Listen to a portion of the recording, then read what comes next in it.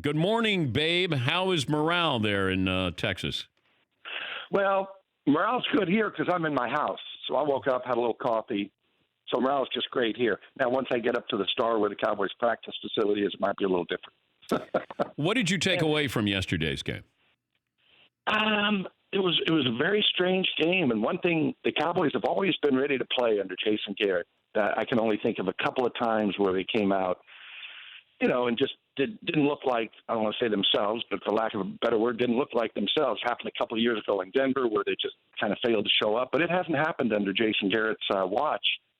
And yesterday it was interesting because they were able to move the football, but then they kind of bogged down, a couple of sacks on third down. They'd only given up 3 sacks all year, but they had a few in this game.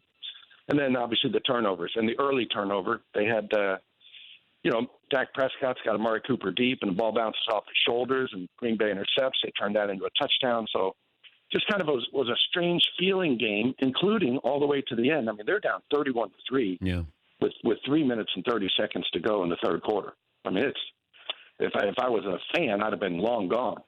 But listening to me on the radio, by the way, and then all of a sudden it became a game at the end. Yeah, but babe, should we overreact or underreact based off what happened yesterday and what happened in New Orleans against the Saints? Well, as they say, the history of the NFL is written week to week. So they were the greatest thing ever in week through 3 weeks, and they had not played obviously great football teams. They had the Giants in the opener, and then Washington and Miami. Matter of fact, you could argue, 2 of the worst teams in the league, and then one that hadn't been very good at that point. But it's a long season. This team was 3-5 last year, and everybody obviously wanted the head coach fired. Things turn around. They get Amari Cooper at the halfway point, and they go on to win the division.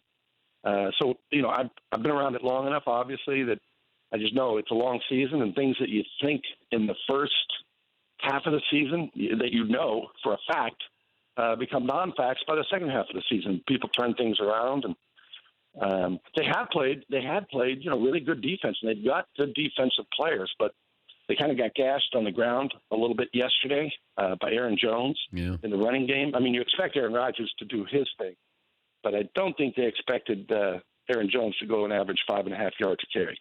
For more Dan Patrick Show, tune into Audience Channel 239 on DirecTV. Stream for free on BR Live or download the Dan Patrick Show app.